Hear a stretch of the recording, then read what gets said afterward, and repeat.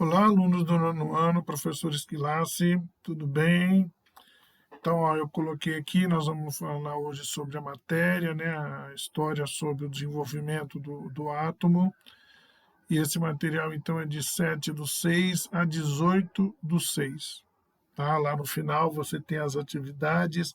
Então, depois que vocês tiverem lido o texto, entendido o texto, refletido sobre ele, e aí vai poder responder as atividades que estão lá no fundo, lá no final do texto. Lembrando que aí você faz isso no caderno, tira as fotos e aí envia, né? Lá no GSA agora eu criei um espaço só para colocar as atividades, né, de cada um daqueles roteiros que eu enviei com as perguntas, e aí você anexa lá essas imagens no seu caderno onde você vê a atividade. E se você não tiver acesso ao GSA, então você coloca no meu, me manda pelo e-mail, como esse, que é esse que está aqui. Tá? Então eu vou ler agora com vocês o material para a gente poder entender essa parte. Então nós vamos começar a ver sobre matéria. Tá? Então, do que é feita a matéria? A questão da divisibilidade da matéria, ela gerou reflexões bastante interessantes desde a antiguidade. Essa questão propunha que a matéria ela poderia ser dividida sucessivas vezes, quer dizer, várias vezes, em partes cada vez menores. Filósofos da antiguidade imaginaram que esse processo ele não poderia ser infinito, ou seja, né, existiria um limite. Esse limite seria o que eles chamavam de partícula, que seria a menor porção possível e indivisível da matéria. Então, Leucipo de Abdera, que era o nome de uma cidade, e aí quando ele nasceu, né, 559, quando ele morreu, 450 antes de Cristo. E o discípulo dele, que era Demócrito de Abdera, que nasceu em 470 e morreu em 380 antes de Cristo. Então, eles sintetizaram essas ideias no que chamamos de teoria atomística. Então, essa teoria ela sustenta que a matéria ela é composta de muitas partículas extremamente pequenas e indivisíveis, chamadas de átomo. Então, você tem uma moeda aí com o busto do Leucipo, né? Uma imagem do rosto do Leucipo e um busto, né, do Demócrito, que eles eram grandes pensadores na época, receberam a sua devida homenagem. Então, segundo Leucipo e Demócrito, as partículas elas se movimentam e interagem entre si, formando então a matéria. Para que isso ocorra, é necessário assumir a existência de um espaço vazio entre elas. Portanto, segundo esses filósofos, todos os objetos físicos são constituídos por arranjos diferentes de átomos e vazio. Lembrando que tudo que é matéria, se é matéria, não é energia, que são as duas coisas distintas da natureza. O que é matéria não é energia e o que é energia não é matéria. Então, no caso aqui, a gente está falando de matéria. Então, esses filósofos, né, em alguns aspectos, a teoria atual que nós temos sobre o átomo, ela é diferente da que foi proposta por esses filósofos lá da antiguidade. Mas as ideias centrais deles permanecem até hoje. E eles conseguiram explicar muito bem essa divisibilidade da matéria, ou seja, da divisão da matéria, de tornar ela em partes menores. Mas eles não conseguiram explicar completamente o movimento dos átomos. Então, lá na antiguidade, uma teoria ela poderia ser aceita sem a necessidade de experimentos. Ou seja, na antiguidade eles não realizavam experimentos, as ideias que eles tinham eram tudo baseado no pensamento, na discussão entre os outros, não tinha como fazer experimentos, não existia laboratórios, equipamentos para tudo isso. Então, eles não tinham esses experimentos, ou seja, o modelo ele poderia ser construído com base apenas em ideias filosóficas, sem comprovação por meios experimentais, porque não existia experimentos na época. Por isso, Até o início do século XIX, a concepção de átomo era apresentada como uma ideia. E essa característica ela mudou. No entanto, quando em 1808 o químico inglês John Dalton formulou uma nova teoria atômica. Tem mais coisa aqui. Isso. Com base em evidências experimentais que ele obteve estudando gases. Então, quer dizer, imagina, 1808, os caras eram antes de Cristo, e só em 1808 que esse John Dalton, esse inglês, ele começou a discutir uma nova teoria atômica dos átomos, porque começou a fazer experimentos, no caso aí, com gases. Então, vamos ver qual que foi esse modelo do Dalton. Enquanto ele buscava entender por que a massa dos reagentes e dos produtos em uma reação química eram iguais, ele, o John Dalton, que nasceu em 1766 e morreu em 1844, ele propôs uma teoria baseada nos seguintes pressupostos. Primeiro, todas as substâncias são formadas por partículas muito pequenas, indivisíveis e indestrutíveis, chamadas de átomos. Segundo, existem diversos tipos de átomos, que se diferenciam em suas propriedades, ou seja, cada átomo teria uma propriedade específica que o diferenciava dos outros átomos. Terceiro, átomos que apresentam as mesmas propriedades, como a massa, pertencem ao mesmo elemento químico, que é o nome dele, e as características. E um composto químico, ele é uma substância formada de dois ou mais elementos químicos combinados em proporção fixa, que seriam as moléculas. E por último, as substâncias elas podem ser formadas por meio de união, separação e rearranjo de átomos, isto é uma transformação ou reação química. Segundo essa teoria, as diferenças entre os materiais eram resultado das diferentes combinações entre os átomos que os constituem. As transformações químicas, através das quais novas substâncias são obtidas, são o resultado do rearranjo dos átomos das substâncias reagentes. Para o Dalton, que você tem uma foto dele aí do lado, o átomo era como uma esfera maciça. Para diferenciar cada tipo de elemento químico, ele propôs uma série de símbolos baseados em esferas, como a imagem embaixo aí, e a união entre eles na formação de diferentes compostos. Então, abaixo você tem a representação da água e outras substâncias, segundo o modelo do Dalton. Então, nós temos aqui, isso aqui é o átomo do hidrogênio, o átomo do oxigênio e do nitrogênio. Quando você juntava dois, no caso hidrogênio e oxigênio, teria água. Juntava o hidrogênio e o nitrogênio, teríamos a amônia. Então, aí embaixo, lendo o que está embaixo. Os modelos de Dalton para os átomos de hidrogênio, oxigênio e nitrogênio e para os compostos, como nós vimos, da água e amônia.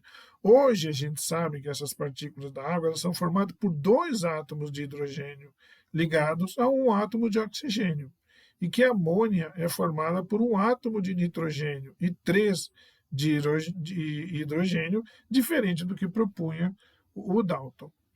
Então, o modelo do Dalton, contudo, ele foi bastante contestado entre os cientistas da sua época. E as críticas ao modelo de Dalton propiciaram o surgimento de novos modelos, propostos por outros pesquisadores, como o caso do Thomson. Só para saber, gente, isso é uma evolução do modelo de como seria o átomo. Então, mas os antigos estavam errados. Não, eles tinham uma ideia e você vai melhorando essa ideia. O Dalton ele ajudou com a ideia dele, não era a ideia correta, mas ela foi sendo aprimorada a partir do que o Dalton descobriu, que é o que a gente vê no caso do modelo do Thomson. No final do século XIX, o cientista inglês Joseph John Thomson, que nasceu em 1856 e morreu em 1940, só para vocês entenderem, o Thomson ele nasceu depois, 12 anos depois que o Dalton já tinha morrido. Então, para você ver como é que as ideias demoram para sofrer novas. O pessoal questionava, mas não mostrava nada de novo, Então, o Thomson ele fez isso. Então, o Thomson ele investigava a natureza elétrica da matéria. e ele elaborou um interessante experimento. Nele, ele utilizou um tubo de vidro, como está embaixo nessa imagem aí embaixo, um tubo de vidro preenchido com um gás rarefeito, que continha duas placas metálicas, uma em cada extremo, né, que nem a gente vê embaixo aí. Um era o polo negativo, que é o cátodo, e o outro era o positivo, que era o ânodo. Então, ele aplicava uma corrente elétrica em alta voltagem nesse tubo. Aí o Thomson observou o surgimento de feixes luminosos, os quais denominou de raios catódicos. Querendo descobrir se o feixe de raios catódicos ele apresentava algum tipo de carga, ele o submeteu a um campo magnético, que é o caso o ímã, né? Então ele fez isso porque ele sabia que os campos magnéticos eles apresentam polos com cargas positivas e com cargas negativas. Então ele sabia também que os corpos que apresentavam a mesma carga elétrica, eles se repelem. E, ao contrário, né, os corpos que apresentam cargas diferentes, eles se atraem. Então, ao ser submetido então, a um campo magnético, como a gente está vendo o ímã que ele está pondo ali embaixo, o feixe ele se desviava em direção ao polo positivo. Então, esse fato fez com que Thomson concluísse que os raios catódicos eles eram formados por partículas com cargas negativas. Então, você tem aí uma reprodução do experimento com tubos de raios catódicos e repare que o polo negativo do ímã repele o feixe do raio, indicando que possuem a mesma carga. As propriedades do raio formado eram as mesmas, independente do gás colocado no tubo. Isso indicava que o tipo de gás não era relevante para a ocorrência do fenômeno, mas sim algo que era comum a todos eles, quer dizer, todos eles faziam isso, algo que os constituía, que formava ele. Então o Thomson, ele concluiu que deveriam existir partículas de carga negativa nos átomos, que formavam os gases no interior do tubo, e que então essas partículas se separavam deles quando a corrente elétrica era aplicada. Então, essas partículas de carga negativa, elas receberam o nome de elétron, que a gente usa até hoje. Como as propriedades elétricas da matéria são observadas apenas em determinadas condições, por exemplo, depois que ela é friccionada, Thomson supôs que a matéria fosse originalmente neutra. Afinal, não tomamos choque a todo momento. Então, se isso fosse verdade, os átomos, que pelos resultados do experimento apresentavam partículas com carga negativas, eles deveriam também apresentar partículas com carga positiva, de modo a equilibrar o total de cargas, tornando então neutro. Então, no modelo atômico proposto por Thomson, o átomo ele é formado por elétrons que estão mergulhados em uma esfera não maciça e uniforme, constituída de material com carga positiva, como você tem na imagem do lado aí, né, o modelo atômico de Thomson. Então, nesse esquema aí, a esfera de carga positiva ela está em vermelho e as partículas com carga negativa estão em azul. Tá? Então, apesar de explicar os fenômenos elétricos conhecidos até então, o modelo atômico de Thomson não foi capaz de abranger as observações feitas em alguns experimentos posteriores que vieram depois. E outro modelo, então, precisou ser proposto. Por exemplo, aparelhos de televisão antigos, que é esse daqui de baixo, que era na forma de tubo, né, era de TV de tubo que a gente dizia, então, esses aparelhos de televisão antigos, eles são, na verdade, tubos de raios catódicos, com vários refinamentos, né, várias melhoras. Esse tipo de monitor que você vê aí embaixo é o chamado CRT, que em inglês significa Cathode Ray Tube, ou seja, tubos de raios catódicos, em português. E é basicamente um aparelho no qual um tubo de raios catódicos e um poderoso ímã trabalham em conjunto para formar imagens na tela. Então, o sinal de vídeo ele é decodificado por um circuito que faz com que um feixe de elétrons seja disparado através de um tubo de raios catódicos. Em um ponto desse tubo, eletroímãs fazem com que esses raios passem por toda a tela, de um lado para o outro, de cima para baixo, uma linha por vez. Como os elétrons se movem com velocidade gigantesca, não percebemos esse movimento de varredura do feixe e vemos o que parece ser uma imagem projetada inteira e de uma só vez na tela. Na tela, pontos com diferentes cores brilham quando atingidos pelo feixe de elétrons. Ao ligar e desligar o feixe de elétrons, enquanto os eletroímãs realizam a varredura, diferentes pontos se iluminam ou ficam apagados, o que em conjunto vai gerar então a imagem que a gente vê. Aí depois vem então o modelo de Rutherford. Então, a capacidade de algumas substâncias de emitirem radioatividade já era conhecida na comunidade científica na época em que Thomson propôs o seu modelo atômico. No entanto, o modelo atômico de Thomson não era capaz de explicar esse fenômeno. Só para saber, radioatividade, está escrito aí, né, definindo o que é uma capacidade de emitir radiação, isto é, energia em forma de partículas ou ondas eletromagnéticas. Quem tiver acesso à Netflix, lá tem um filme que se chama Radioatividade. É a história de uma cientista famosíssima que inclusive recebeu o prêmio Nobel de Química, ela e o marido dela, por terem descoberto a radioatividade. Foi a Marie Curie com o marido dela, Pierre Curie.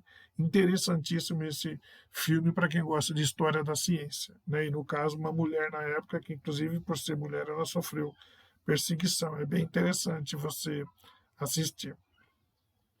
Bom, continuando. Então, o cientista neozelandês é quem nasce na Nova Zelândia. O Ernest Rutherford, que nasceu em 1871 e faleceu em 1937. Ele estudou com outros pesquisadores, né, o Hans Geiger e o Ernest Marden, a natureza dos raios alfa. Esse aqui é o símbolo, é a letra alfa, letra grega que representa o raio alfa. Então, lembrando que só para saber, o Hulk era raio gama, que é outra letra grega, tá? Mas é outro tipo de radiação. Então, o raio alfa era um tipo de radiação que consistia em um fluxo de partículas carregadas positivamente, emitidas por materiais radioativos. Então, para tanto, utilizaram um material emissor de raios alfa no interior de uma caixa de chumbo, como você está vendo aí embaixo. E essa caixa de chumbo ela bloqueia os raios alfa. E ela tinha um pequeno orifício. Então, nesse experimento, as partículas alfas elas saem por esse orifício e vai se chocar contra uma lâmina de ouro, que era muito fina. E ao redor dessa lâmina, como a gente vê na imagem aí, foi colocado um aparato, ele recoberto por uma substância que brilhava quando era atingida por essas partículas alfa. Com isso, foi possível estimar a trajetória das partículas alfa após o choque com a lâmina de ouro. Então, a partir desse experimento, foi possível verificar o seguinte: a maioria das partículas alfa, ela atravessou a lâmina de ouro, sem sofrer um desvio significativo na sua trajetória. E uma pequena proporção de partículas alfa sofreu desvio após atravessar a lâmina.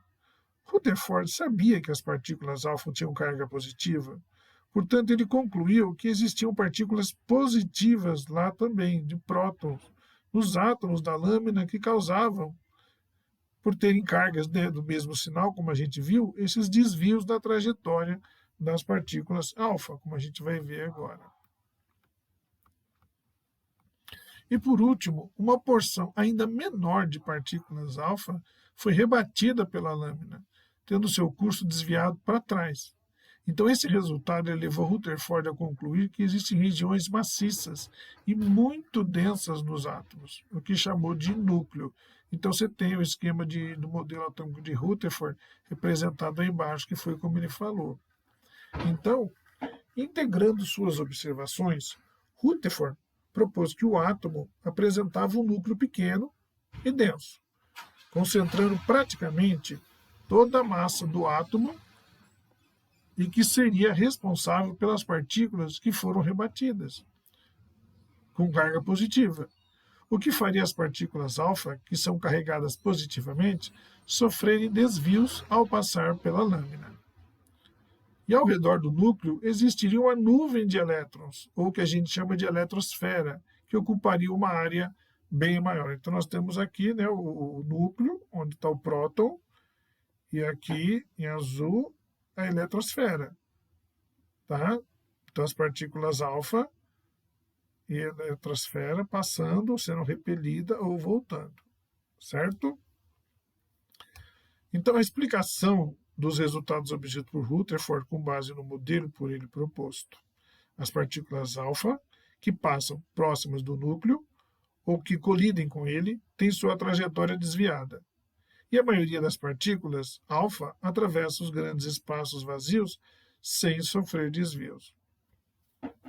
Apesar de seu modelo conseguir explicar uma série de fenômenos observados na época, o Rutherford ele recebeu diversas críticas. Uma delas era de que se o núcleo fosse composto apenas de prótons, ele não seria estável, pois os prótons, todos positivos, iriam se repelir. Rutherford, então, supôs a existência de um outro tipo de partícula nuclear, que não teria carga e se encarregaria de manter os prótons unidos, neutralizando a repulsão entre essas partículas positivas. E aí essa suposição ela foi confirmada em 1932 pelo físico britânico James Chadwick, que nasceu em 1891 e morreu em 1974. Então, que ele comprovou a existência de um segundo tipo de partícula no núcleo atômico, o nêutron, que não apresenta carga elétrica. E como é que isso influencia na mudança dos estados físicos da matéria? Então, vamos ver. Cada um dos estados físicos mais comuns do cotidiano, que é o sólido, o líquido e o gasoso, ele reflete certa organização espacial dos átomos. Para entender esse fenômeno, é necessário lembrar que os átomos estão sempre vibrando, mesmo os sólidos, né? Mesmo o gelo, por exemplo, um pedaço de uma barra de ferro, eles, apesar de serem sólidos, os átomos estão vibrando. E a temperatura é uma medida de seu grau de agitação, ou seja, quanto maior a temperatura, maior a agitação dos átomos. E também que eles podem se atrair ou se repelir, de acordo com o sinal de suas cargas, como a gente já viu. E que eles podem se movimentar no espaço e uns em relação aos outros. Então, no caso do estado sólido, as partículas elas estão tão próximas e exercem tanta atração entre si que praticamente elas não se movem umas em relação às outras. As partículas ainda vibram, mas ficam geralmente no mesmo lugar. Então, esse conjunto de características faz com que os sólidos tenham uma forma fixa, sejam praticamente incompressíveis e sem fluidez. O que é incompressível? Que você não consegue comprimir. Tá? Lembrando que no sólido é quando você tem menos calor. E o calor, né, o aumento de temperatura, está relacionado à agitação dos átomos. Já no estado líquido, as partículas ainda estão relativamente próximas entre si, mas muito menos do que no caso do estado sólido.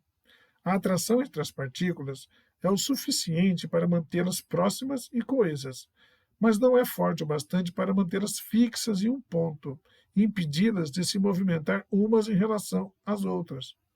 Esse conjunto de características faz com que os líquidos não tenham forma fixa e fluam com facilidade. Mas, assim como os sólidos, os líquidos são praticamente incompressíveis, quer dizer, não consegue comprimir, você não consegue apertar para diminuir. E um detalhe, o líquido pensa na água e no gelo. O líquido recebeu calor, então a agitação no líquido é maior. Então, no estado gasoso, então, que é aquele que recebe mais calor ainda, vai ter mais agitação. Então, as partículas elas estão mais distantes, né? Quando a gente fala na escala dos átomos entre si. Elas se movimentam veloz e livremente, umas em relação às outras. Então, esse conjunto de características faz com que os gases não tenham forma fixa, fluam com facilidade e ocupem todo o espaço do recipiente que os contém. Então, diferentemente dos sólidos e dos líquidos, que a gente viu que não consegue comprimi-los, o gás eles são compressíveis, isto é, eles podem ter seu volume alterado facilmente. Um exemplo para entender isso é o cilindro de oxigênio do mergulhador. Ali dentro tem oxigênio, só que ele não é colocado o oxigênio só dentro do volume dele, ele é preso lá, ele é pressionado lá dentro. tá? Ele é colocado, injetado oxigênio lá, e aquele cilindro ele é feito para aguentar uma grande quantidade de oxigênio, que só vai ser liberado conforme você libera a válvula, que é quem controla a saída do ar para respirar. Tudo bem? Então, na imagem de baixo, você tem aí ó, as mudanças do estado físico da matéria. Repara, no estado sólido, os átomos próximos, estado líquido já começa uma agitação, e no estado gasoso, uma maior agitação. E como é que acontece isso? Baseado o quê? No aquecimento, no fornecimento do calor. Então, ó, observe a distância, eu vou ler ali do lado, entre as partículas e a velocidade com que se movimentam. Quanto maior a velocidade das partículas, maior a seta que sai de cada esfera, porque aumenta o calor. Então, nessa ilustração, as esferas representam as menores partículas de uma substância. Tá? Então, era isso, gente. Aqui vocês têm a atividade, vocês vão ler de novo o texto, entender o texto, refletir sobre ele para poder responder essas questões aqui. Lembrando que você vai fazer no caderno, vai tirar a foto e me enviar no GSA, que agora vai ter atividade lá para facilitar para você pôr, ou me envia por e-mail. Mas no GSA, se você puder, é melhor para localizar, né, a sua atividade. Tá bom? Então é isso, gente. Aí até semana que vem com a correção da atividade, tá? Um abraço, até lá.